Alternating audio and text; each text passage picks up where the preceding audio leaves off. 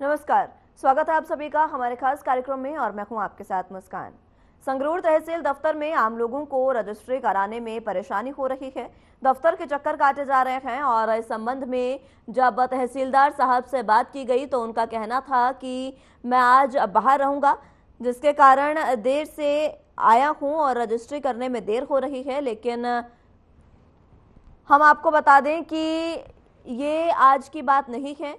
जब आम लोगों से बात की गई तो उन्होंने कहा कि बदलाव सरकार बड़े बड़े दावे कर रही है, लेकिन प्रशासन की छवि ये है कि इसका खामियाजा आम लोगों को भुगतना पड़ रहा है।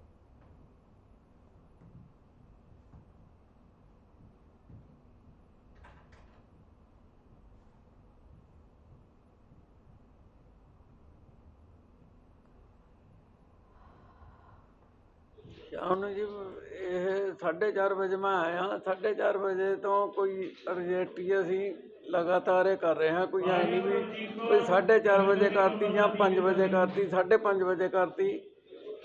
इन्होंने अपॉइंटमेंट ही दे मुताबिक ही कर रहे हैं। कोई है नहीं कोई भी ब्रेक पा के भी 4:30 करती, 4:45 करती या सवेरे। गल तो सुन लो जी, ਕਲਰਕਾਂ ਦੀ ਜਿਹੜੇ ਹੈਗੇ ਨੇ ਜੀ, ਕਲਰਕਾਂ ਦੀ ਸੀਆਰਓ ਦੀ ਕੋਈ ਹੜਤਾਲ ਨਹੀਂ ਹੈਗੀ। ਇਹ ਗੱਲ ਤਾਂ ਸੁਣ ਲਓ। ਹਾਂਜੀ, ਇਹ ਰਜਿਸਟਰੀਆਂ ਦਾ ਜੇ ਦਿਨ ਬਦਲ ਜੂਗਾ ਜੀ। ਰਜਿਸਟਰੀਆਂ ਤਾਂ ਜੇ ਕੋਈ ਅਪੁਆਇੰਟਮੈਂਟਾਂ ਹੈ ਜਿਵੇਂ ਜਿੰਨੀਆਂ ਹੈਗੀਆਂ ਨੇ ਉਨੀਆਂ ਰਜਿਸਟਰੀਆਂ ਹੋਣਗੀਆਂ। अपॉइंटमेंट ही मुताबिक वो कर रहे हैं। कोई किसी को असं बुला के नहीं कह रहे भी भाई आ जाओ रजिस्ट्री कर ली, अज ही होणगियां। हाँ जी, रजिस्ट्रियां रोज ही होंगे ना।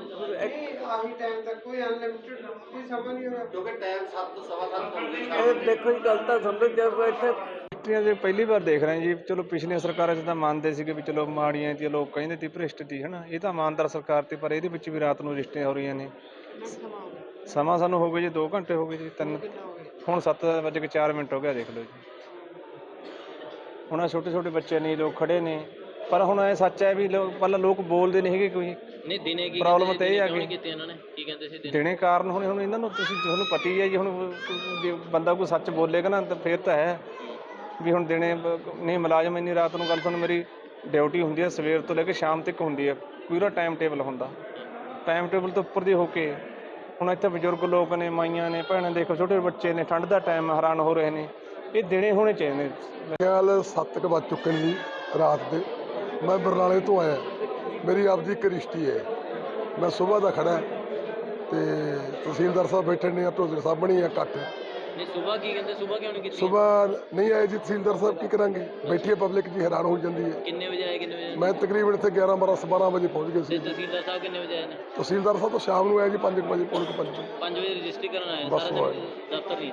ਦਫ਼ਤਰ ਨਹੀਂ ਆਏ ਜੀ, ਤੇ ਉੱਧਰ ਗਏ ਜੀ, ਮੀਟਿੰਗ ਤੇ ਗਏ ਜੀ। ਇਹ ਕਿਹੜਾ ਦੱਸਦੇ ਨਹੀਂ ਜੀ ਅਫਸਰ। ਆ ਬੈਠੀ ਹੈ ਪਬਲਿਕ, ਹੈਰਾਨ ਹੋ ਜਾਂਦੀ ਹੈ ਜੀ। ਬਰਨਾਲੇ ਜਾਣਾ ਮੈਂ 40 ਕਿਲੋਮੀਟਰ ਤੋਂ ਅੱਗੇ ਜਾਣਾ ਜੀ। ਹੁਣ ਰਜਿਸਟਰੀ ਕਰਾ ਕੇ ਆਏ ਹੋ? ਹਾਂਜੀ। ਕਿੱਥੋਂ ਆਏ ਸੀ? ਬੰਮਾਵੱਦੀ ਤੋਂ। ਹੁਣ ਕਿੰਨਾ ਕੁ ਟਾਈਮ ਹੋ ਗਿਆ? ਅਸੀਂ ਤਾਂ ਭਾਈ ਹੁਣੇ। ਕਿੰਨਾ ਟਾਈਮ ਹੋ ਗਿਆ? ਮੰਮੀ ਦੱਸੋ ਭਾਈ ਕਿੰਨਾ ਕੁ ਟਾਈਮ ਹੋ ਗਿਆ? 7:10 ਹੋ ਗਏ ਬੇ। ਕਿੰਨਾ ਟਾਈਮ ਹੋ ਗਿਆ? ਮੈਨੂੰ ਨਹੀਂ ਭਾਈ ਟਾਈਮ ਟੂਮ ਦਾ ਪਤਾ। ਅੱਛਾ, ਰਾਤ ਹੋ ਗਈ? हाँ रात होगी भाई। अच्छा हाँ। सीमा पार तस्करी नेटवर्क और अंतर्राज्यीय हथियार आपूर्ति नेटवर्क को एक बड़ा झटका देते हुए सीपीएम RITSR पुलिस को 2 अलग अलग मामलों में 4 ड्रग तस्करों, 1 हथियार तस्कर को गिरफ्तार किया है और 3 किलोग्राम हेरोइन समेत 9 लाख रुपए ड्रग मनी बरामद की है। साथ ही एक अवैध हथियार तस्करी मॉड्यूल का भंडाफोड़ किया। मध्य प्रदेश से संचालित और 13 पिस्तौल बरामद की गई है। फिलहाल बैकवर्ड और फॉरवर्ड लिंकेज स्थापित करने के लिए जांच चल रही है।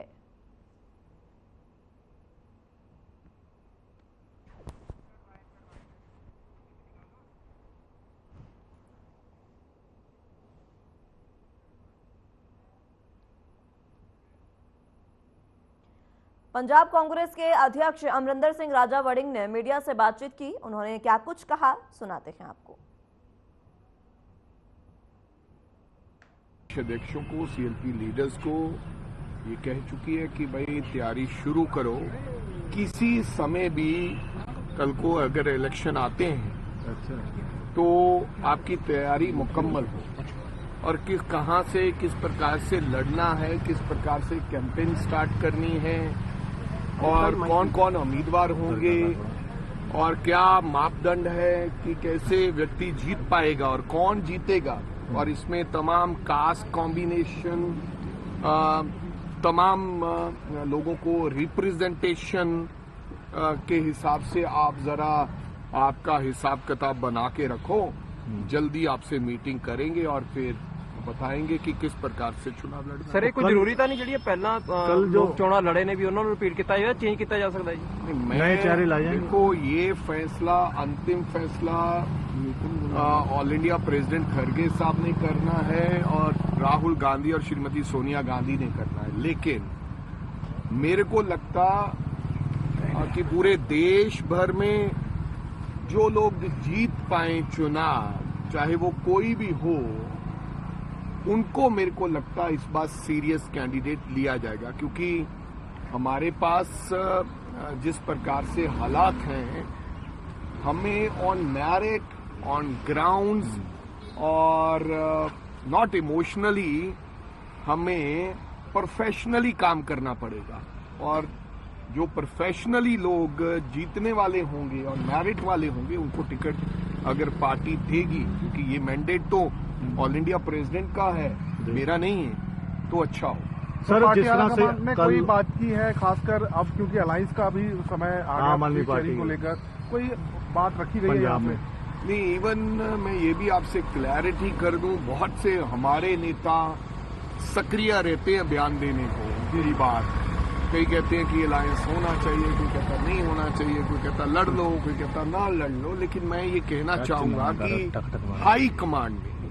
हाई कमांड यानी कि खड़गे साहब, कोई ऐसा कोई संदेश आएगा तो मेरे पास आएगा, बीइंग ए पीसीसी प्रेसिडेंट। इस प्रकार का अभी कोई किसी प्रकार का संदेश नहीं दिया है कि आपको कहीं इकट्ठे लड़ना है, कोई तैयारी करो, अलायंस करो, आप इन चीजों को, उन्होंने अभी तक टिल टुडे जो परसों मीटिंग हुई थी यही चर्चा रही कि किस प्रकार से हमने 13 की 13 सीटों पर चुनाव लड़ना है, क्या क्या मापदंड होने चाहिए, क्या क्या हमने चीजें चेक करनी है। तो अभी तक किसी प्रकार का कोई इशारा नहीं दिया है। हाईकमांड जब इशारा देगी तो मैं आपको बता दूंगा, उसको मैं अपने मन में कितनी देर छुपा के रखूंगा। कोई भी ऐसी बात है अगर हाईकमांड चाहेगी, अगर अलायंस की बात मान लो हो, तो मेरे को बताने से क्या गुरेज है, अभी तक क्योंकि अल्टीमेटली तो हाईकमांड ने जो कहना है वो होगा। पर हाईकमांड भी आज की डेट में यही चाहती है, और जो हमें डायरेक्शन दिया है हाईकमांड ने, मेरे को कल कहेंगे नहीं 5 सीटों पे काम करो, तो मैं बोलूंगा हाँ भाई ठीक है 5 पे करता हूं। मेरे को अभी तक परसों की मीटिंग तक यही संदेश है कि आपने 13 की सीटें की तैयारी करो, caste combination, representation to the all caste आप बनाकर बताओ, और ऐसा बताओ कि कौन कौन से लोग आपके पास हैं जो चुनाव लड़ सकते हैं। वड़िंग साहब, कल जिस तरह से होम मिनिस्टर ने नेहरू जी को टारगेट किया, एक मिनट, जो कांग्रेस में हमेशा रहा है आपस में, क्या इस बार कोई लड़ाई झगड़ा तो नहीं रहेगा? आपको लग रहा है कोई है? पिछले 1.5 साल से मेरे को लगता डिसिप्लिन में अगर कोई पार्टी, और बिना ताकत में तो सब डिसिप्लिन रहते हैं। आप चाहे तोमर जी को मंत्री पद से उतार के उनको स्पीकर बना दो, चाहे रमन सिंह को जो मुख्यमंत्री रहे उनको स्पीकर बना दो, क्योंकि आपके पास डंडा है, आपके पास तमाम सी एजेंसीज हैं, आपके पास उनकी सबकी कईयों की रिकॉर्डिंगें हैं। बिना ताकत के आज कांग्रेस में आप देख लो, पंजाब के अंदर 18 एमएलए हैं हमारे, कहीं से इधर उधर से कोई आवाज आ रही है तो बताइए। ऐसा कोई इक्का दुक्का कोई घटनाक्रम हो तो मैं कह नहीं सकता, लेकिन आज पार्टी पूर्ण तौर पर डिसिप्लिन। सर कल जिस तरह से 370 पे अमित शाह जी ने नेहरू जी का नाम लिया और जिस तरह से बयान दिया, उसको किस तरह से देखा? अब देखो, पहली बार नेहरू जी के बारे में किसी बात की निंदनीय टिप्पणी करना, ये आने वाले दिनों में मैं समझता हूँ कि एक नया रिवाज डाला जा रहा है। किसी ने यहाँ पर रहना तो नहीं है, कोई यहाँ पर पक्के तौर पर स्थिर नहीं है। ना नरेंद्र मोदी जी पक्के तौर पर स्थिर है, ना नेहरू जी थे, ना मैं हूं, ना आप है। लेकिन देश का पहले प्रधानमंत्री, उनकी अपनी बात बढ़ाने के लिए किसी को नीचे दिखाना, मैं समझता हूं ये कोई अच्छी बात नहीं है। अपना नाम बढ़ाने के लिए किसी को नीचा नहीं दिखाना चाहिए। मैं उस बात की निंदा करता हूं, ऐसा नहीं करना चाहिए। प्रधानमंत्री नरेंद्र मोदी जी भी हम कल कहेंगे यार उसने ये फला कर बहुत, तो इन बातों का मेरे को लगता थोड़ा सा ध्यान रखना चाहिए। ਸਰ ਕੋਈ ਜਿਵੇਂ ਤੁਸੀਂ ਕਿਹਾ ਵੀ ਕੈਂਡੀਡੇਟ ਤੁਸੀਂ ਦੇਖ ਰਹੇ ਹੋ, ਕੋਈ ਬਲਕੌਰ ਸਿੰਘ ਜੀ ਨੇ ਇੱਛਾ ਜਤਾਈ ਹੈ ਕੋਈ ਚੋਣ ਵਾਸਤੇ ਜਾਂ ਨਹੀਂ? ਨਹੀਂ, ਬਲਕੌਰ ਸਿੰਘ ਜੀ ਨੇ ਸਾਡੇ ਕੋਲੇ ਕਿਸੇ ਪ੍ਰਕਾਰ ਦੀ ਇੱਛਾ ਨਹੀਂ ਜਤਾਈ। ਅਗਰ ਬਲਕੌਰ ਸਿੰਘ ਜੀ ਇੱਛਾ ਜਤਾਉਣਗੇ ਜਾਂ ਉਹਨਾਂ ਦੀ ਇੱਛਾ ਹੋਏਗੀ, ਅਜੇ ਕਿਸੇ ਪ੍ਰਕਾਰ ਦੀ ਗੱਲ ਨਹੀਂ ਹੋਈ, ਤਾਂ ਬਲਕੌਰ ਸਿੰਘ ਜੀ ਮੋਸਟ ਵੈਲਕਮ। ਸਾਨੂੰ ਇਸ ਤੋਂ ਚੰਗਾ ਕੁਝ ਹੋਰ ਹੋਏਗਾ ਹੀ। ਅਗਰ ਬਲਕੌਰ ਸਿੰਘ ਜੀ, ਅਸੀਂ ਪੁੱਛਾਂਗੇ ਬਲਕੌਰ ਸਿੰਘ ਜੀ ਨੂੰ, ਅਗਰ ਪਰਿਵਾਰ ਇਹ ਚਾਹੁੰਦਾ ਹੋਏਗਾ, ਇਹ ਪਰਿਵਾਰ ਦਾ ਡਿਸੀਜਨ ਹੈ। ਮੈਂ ਪਹਿਲੇ ਦਿਨ ਕੋ ਕਿਹਾ ਕਿ ਮੂਸੇ ਵਾਲੇ ਪਰਿਵਾਰ ਨਾਲ ਦਿਲੀ ਸੰਬੰਧ ਸੀਗਾ, ਦੋਸਤਾਨਾ ਸੰਬੰਧ ਸੀਗਾ, ਪਿਆਰ ਸੀਗਾ, ਉਹਨਾਂ ਨਾਲ ਕਦੇ ਰਾਜਨੀਤੀ ਦੀ ਗੱਲ ਇਸ ਪ੍ਰਕਾਰ ਨਹੀਂ ਕੀਤੀ। ਸ਼ੁਭਦੀਪ ਆਪ ਚਾਹੁੰਦੇ ਸਨ ਚੁਣਾਵ ਲੜਨਾ, ਇਸੇ ਕਰਕੇ ਉਹਨਾਂ ਨੂੰ ਪਾਰਟੀ ਨੇ ਲਿਆ ਕੇ ਰਾਹੁਲ ਗਾਂਧੀ ਜੀ ਨੇ ਸਪੈਸ਼ਲੀ ਉਹਨਾਂ ਨੂੰ ਲੜਾਇਆ ਗਿਆ। ਅੱਜ ਵੀ ਅਗਰ ਮਾਤਾ ਜੀ ਬਲਕੌਰ ਸਿੰਘ ਜੀ ਅਗਰ ਇੱਛਾ ਜ਼ਾਹਿਰ ਕਰਨਗੇ ਬਤੌਰ ਪ੍ਰਧਾਨ ਤੇ ਉਹਨਾਂ ਦੇ ਪਰਿਵਾਰਕ ਦੇ ਨੇੜਲੇ ਸੰਬੰਧਾਂ ਚੋਂ ਹੋਣ ਦੇ ਨਾਤੇ ਮੈਂ ਉਹਨਾਂ ਨੂੰ ਪੁੱਛਾਂਗਾ ਤਾਂ ਬਿਲਕੁਲ ਮੋਸਟ ਵੈਲਕਮ। ਹੱਥ ਜੋੜ ਕੇ ਘਰੇ ਜਾ ਕੇ ਅਸੀਂ ਉਹਨਾਂ ਨੂੰ सम्मान करके आओ। आदरणीय मुख्यमंत्री साहब को अभी तक ये नहीं पता चला कि इंटरव्यू किसने किया। इंटरव्यू पता तो है हर चीज के बारे में। जब मुख्यमंत्री साहब को 50 साल पुरानी चीजों के बारे में पता है कि पुराने 50 साल पहले क्या हुआ था, क्या मुख्यमंत्री साहब को ये नहीं पता कि जेल में इंटरव्यू किसने किया और कहां पर हुआ? पता है। यही तो प्रॉब्लम है। पता होने के बावजूद भी अगर ये ना बताया जाए और कार्रवाई ना की जाए, इस बात की चिंता है। और रोजाना इसलिए ये जो रोजाना आप देख रहे हो, आपने बोला जेल की बात कही, आपने कहीं चौक चौराहे पे, अब तो लोगों के पिज्जा हट से भी लोग चाकू निकाल के पैसे निकालने लगे हैं, जो छोटी सी दुकान होती है। तो मेरे कहने का मतलब लॉ एंड ऑर्डर की स्थिति कोई है ही नहीं है। इससे ज्यादा हालात खराब हो नहीं सकते जिस प्रकार से आज के पंजाब के हालात हैं। अपने प्रदेश अध्यक्षों को, सीएलपी लीडर्स को ये कह चुकी है कि भाई तैयारी शुरू करो। किसी समय भी कल को अगर इलेक्शन आते हैं तो आपकी तैयारी मुकम्मल हो और कहां से किस प्रकार से लड़ना है, किस प्रकार से कैंपेन स्टार्ट करनी है और कौन कौन उम्मीदवार होंगे और क्या मापदंड है कि कैसे व्यक्ति जीत पाएगा और कौन जीतेगा। और इसमें तमाम कास्ट कॉम्बिनेशन, तमाम लोगों को रिप्रेजेंटेशन के हिसाब से आप जरा आपका हिसाब किताब बना के रखो। जल्दी आपसे मीटिंग करेंगे और फिर बताएंगे कि किस प्रकार से चुनाव लड़ना। सर, कोई जरूरी ਤਾਂ ਨਹੀਂ ਜਿਹੜੀ ਪਹਿਲਾਂ ਲੋਕ ਚੋਣਾਂ ਲੜੇ ਨੇ ਵੀ ਉਹਨਾਂ ਨੂੰ ਰਿਪੀਟ ਕੀਤਾ ਜਾਵੇ, ਚੇਂਜ ਕੀਤਾ ਜਾ ਸਕਦਾ ਜੀ?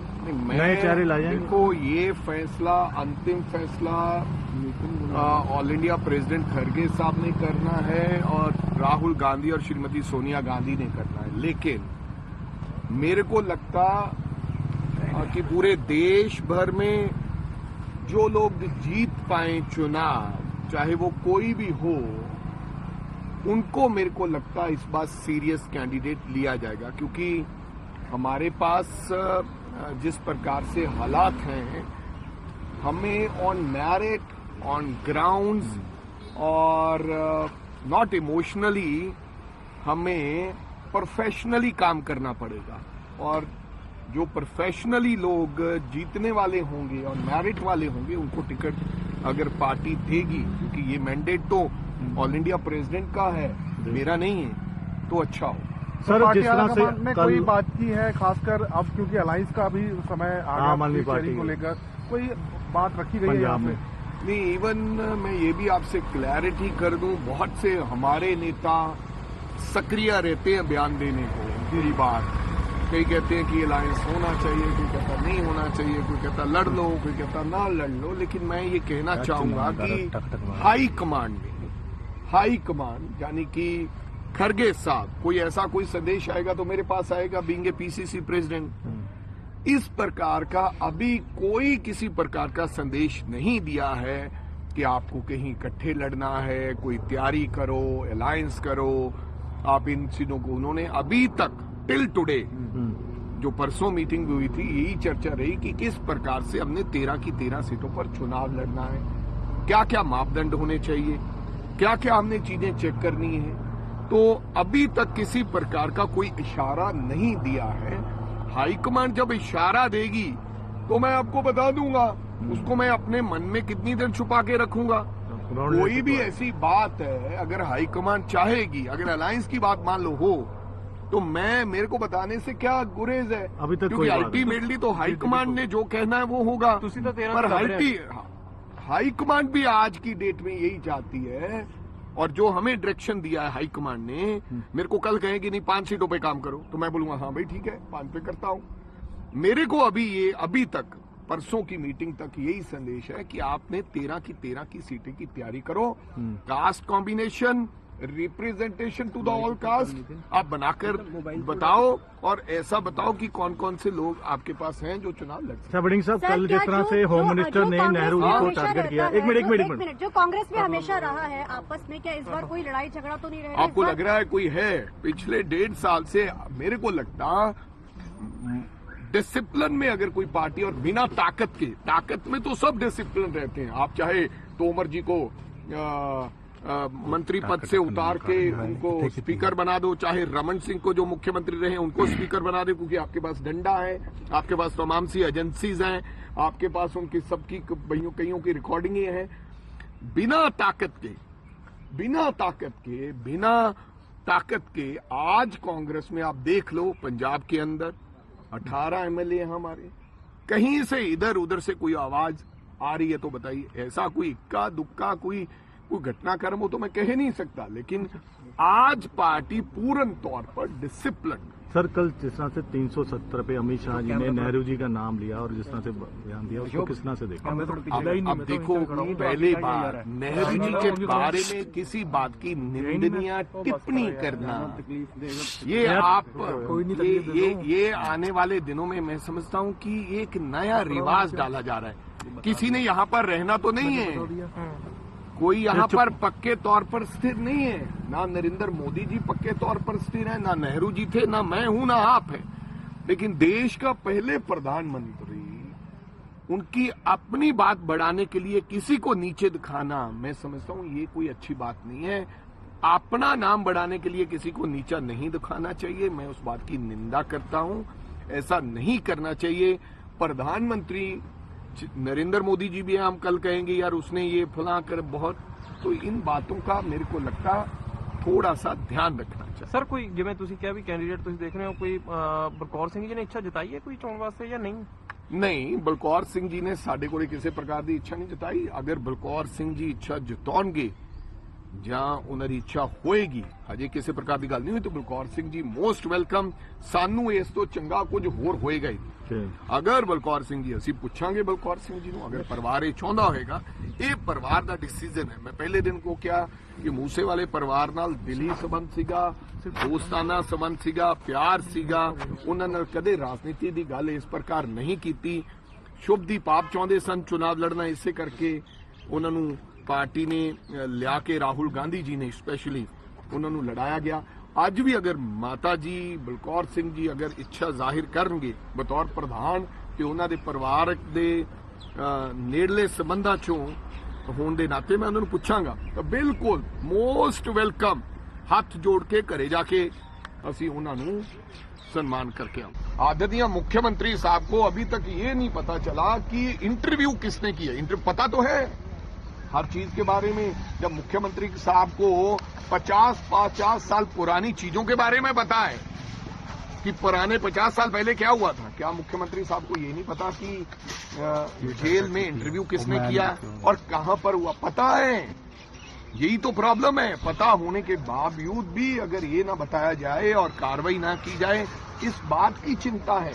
और रोजाना, इसलिए ये जो रोजाना आप देख रहे हो, आपने बोला जेल की बात कही, आपने कहीं चौक चौराहे पे, अब तो लोगों के पिज्जा हट से भी लोग चाकू निकाल के पैसे निकालने लगे हैं, जो छोटी सी दुकान होती है। तो मेरे कहने का मतलब लॉ एंड ऑर्डर की स्थिति कोई है ही नहीं है। इससे ज्यादा हालात खराब हो नहीं सकते जिस प्रकार से आज के पंजाब के हालात हैं। अपने प्रदेश अध्यक्षों को, सीएलपी लीडर्स को ये कह चुकी है कि भाई तैयारी शुरू करो, किसी समय भी कल को अगर इलेक्शन आते हैं तो आपकी तैयारी मुकम्मल हो और कहां से किस प्रकार से लड़ना है, किस प्रकार से कैंपेन स्टार्ट करनी है और कौन कौन उम्मीदवार होंगे और क्या मापदंड है कि कैसे व्यक्ति जीत पाएगा और कौन जीतेगा, और इसमें तमाम कास्ट कॉम्बिनेशन, तमाम लोगों को रिप्रेजेंटेशन के हिसाब से आप जरा आपका हिसाब किताब बना के रखो। मीटिंग करेंगे और फिर बताएंगे कि किस प्रकार से चुनाव लड़ना। सर, कोई जरूरी था नहीं जी पहला जो चुनाव लड़े ने भी उन्होंने रिपीट किया या चेंज किया जा सकता है? नए चेहरे लाए जाएंगे। देखो, ये फैसला, अंतिम फैसला ऑल इंडिया प्रेसिडेंट खरगे साहब ने करना है और राहुल गांधी और श्रीमती सोनिया गांधी ने करना है। लेकिन मेरे को लगता कि पूरे देश भर में जो लोग जीत पाए चुनाव, चाहे वो कोई भी हो, उनको मेरे को लगता है इस बार सीरियस कैंडिडेट लिया जाएगा, क्योंकि हमारे पास जिस प्रकार से हालात हैं, हमें ऑन मेरिट, ऑन ग्राउंड्स और नॉट इमोशनली हमें प्रोफेशनली काम करना पड़ेगा। और जो प्रोफेशनली लोग जीतने वाले होंगे और मेरिट वाले होंगे उनको टिकट अगर पार्टी देगी, क्योंकि ये मैंडेट तो ऑल इंडिया प्रेसिडेंट का है, मेरा नहीं है, तो अच्छा हो। सर, जिस तरह से ने कोई बात की है, खासकर अब क्योंकि अलायंस का भी समय आ गया पार्टी को लेकर, कोई बात रखी गई है यहाँ पे? नहीं, इवन मैं ये भी आपसे क्लैरिटी कर दूं, बहुत से हमारे नेता सक्रिय रहते हैं बयान देने को। मेरी बात, कई कहते हैं कि अलायंस होना चाहिए, कोई कहता नहीं होना चाहिए, कहता ना लड़ लो। लेकिन मैं ये कहना चाहूंगा कि